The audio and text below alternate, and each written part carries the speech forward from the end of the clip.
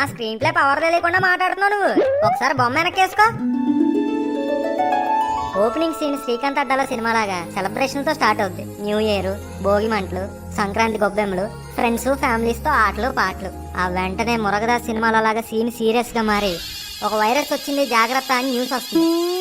కానీ మన వాళ్ళు ఆ విషయాన్ని శ్రీనివైట్ల సినిమాల్లో కామెడీగా తీసుకుని కేర్లెస్ గా 1 మంత్ గడిపేస్తారు. ఇంకా మార్చి ఏప్రిల్ వచ్చేసరికి వైరస్ రాజమౌళి సినిమాలాగా పాన్ ఇండియా వరకు పాకేసి రికార్డుల మీద రికార్డులు క్రియేట్ చేస్తుంటది. సెలబ్రిటీలు అందరూ ముందుకొచ్చి బయటకు వెళ్ళకండ్రా నాయన అని కొరటాల హీరో రేంజ్ లో మెసేజ్ ఇస్తే, కొంతమంది కుర్రోళ్ళు మాత్రం పూరి జగన్నాథ్ సినిమాల్లో హీరోలాగా డేరింగ్ అండ్ డాషింగ్ గా బయటకు వచ్చి సింగం లాంటి పోలీస్ ఆఫీసర్ల చేతుల్లో చప్పక్ కొట్టించుకున్నారు. ఇంకా తర్వాత శంకర్ సినిమా రేంజ్ లో ఒక భారీ మిడతల ప్రవాహం అటాక్ ఇచ్చారు. ఇది ఎక్కడితో అయిపోదు.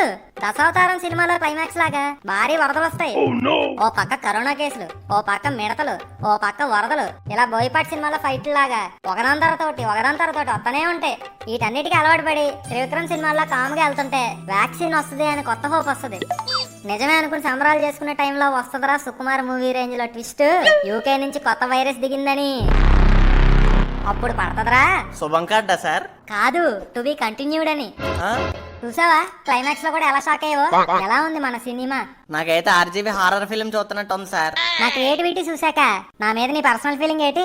మీరు మాలాంటి మనిషి అయితే బాగుండు అనిపిస్తుంది సార్. ఏ షాలో కప్పడానికా? కాదు సార్, కసాబిసా పొడిసేసి మిమ్మల్ని కప్పెట్టేయడానికి. ఏంటయ్యా మరి అంత వైలెంట్ గా ఉన్నావు? మీరు చేసిన పనులు అలా ఉన్నాయి. మరి జరిగినవన్నీ మీకు రసవత్రంగా ఉన్నాయేమో, మాకు మాత్రం రసం కారిపోయింది. అసలు మేము ఎన్ని బాధలు పడ్డాం తెలుసా మీకు? కాలు బయటడానికి లేదు, కడుపు నిండా తిండి తినడానికి లేదు, చదువేమో అటకెక్కింది, జాబ్ ఏమో చీకొట్టింది, జేబులో డబ్బుల కన్నా మందు బిళ్ళలు ఎక్కువైపోయినాయి. రేపనేది ఒకటి ఉంటదని తెలుసు కానీ ఆ రేపట్లో మేము ఉంటామో లేదో తెలియక భయంతో రాత్రి లుంగిలు తడిసిపోయేవి. ఆఖరికి రింగ్ టోన్ కూడా అంబులెన్స్ సైరన్లా వినిపించే పరిస్థితి దుస్థితి. ఈ లాక్డౌన్ వల్ల వ్యాపారాలు పోయాయి, డబ్బులు పోయాయి. ఆఖరికి చెంగుమంటూ తిరిగే 106 ఏళ్ళ మా మామ కూడా పోయింది. మేము ఎక్కడికో వెళ్దాం అనుకున్నాం, కానీ మీ వల్ల ఎక్కడే ఆగిపోయాం. దీనికి మీరేమంటారు? ఒరే మాదాపూర్, గీతలో శ్రీకృష్ణుడు ఏమన్నాడు తెలుసా?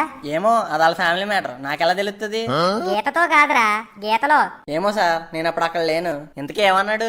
అయిందేదో అయింది, పోయిందేదో పోయింది, కానీ జరగాల్సింది జరగక మాందని అన్నాడు. అంటే ఏంటి సార్? నాకు అర్థం కాల. ఒరే, నీకున్న 100 సంవత్సరాల లైఫ్ లో ఆఫ్టర్ ఆల్ నాది 1 సంవత్సరం రా. దానికి ఎలా అయిపోతే ఎలారా? జరిగిందేదో జరిగిపోయింది, జరగాల్సింది ముందుంది. బాధపడడం మానేసి ఫ్యూచర్ మీద ఫోకస్ చేయి. అయినా అందరూ డబ్బని, పేరని, స్థాయిని ఒక చట్టంలో పడి కొట్టేసుకుంటున్నారా. కానీ అటన్నిటికన్నా ఆరోగ్యమే ముఖ్యం. ఈ రోజు నీకు వచ్చింది నిన్నెవడో నీకు ఇచ్చిందే, రేపు మళ్ళీ ఇంకొకటికి వెళ్లాల్సిందే. కాబట్టి పిసికేసుకోకుండా హ్యాపీగా బతకడానికి ట్రై చేయి. ఇంకా చావు పుట్టుకలు అంటావా? అవన్నీ సృష్టి ధర్మం రా. ఎవరు ఎప్పుడు ఎలా పోవాలో ముందే రాసిపెట్టి ఉంటది, మన చేతుల్లో ఏం ఉండదు. అందుకే ఈ క్షణం ఒక్కటే నీది. ఎంత హ్యాపీగా ఉండగలవో అంత హ్యాపీగా ఉండు. అంతెందుకు, ఇంకొన్ని గంటల్లో ఎక్స్పైర్ అయిపోతున్నాను చూడు. ఎంత ఉల్లాసంగా ఉన్నానో, ఎంత ఉత్సాహంగా ఉన్నానో. అవును సార్, మా జీవితంలో ఆనందం కన్నా ఆశపడి అలసిపోవడాలు ఎక్కువ ఉన్నాయి. కానీ ఇప్పుడు నాకు అర్థమైంది, ఉన్నవాటితోనే ఆనందంగా ఆరోగ్యంగా ఉండడం ముఖ్యమని. ట్రాక్ లోకి వచ్చారా మహేష్? బాబు ఎవరు సార్ కలకల్లాడిపోతున్నాడు? నా వారసుడు, వర్షన్ 2021. బాబు మన ఆడియన్స్ కి ఏమైనా చెప్తారా? హాయ్ ఫ్రెండ్స్, ఊరికే రావాలనిపించింది వచ్చేసా. అమ్మదినమ్మ సిగ్గేస్తుంది. Boyfriends. బాబుకి సిగ్గు ఎక్కువ అనుకుంటా. అంటే కొత్త కదా సార్, కొంచెం సబ్స్క్రైబ్ నోట్ చెప్తే. కొత్త సంవత్సరంలో కొత్త నవ్వుల్ని పొందడానికి ఫిల్మీ మోజీని లైక్, షేర్, సబ్స్క్రైబ్ చేసుకోండి. అలాగే కింద ఉన్న గంటను మాత్రం కొట్టడం మర్చిపోకండి. Wish you happy new year.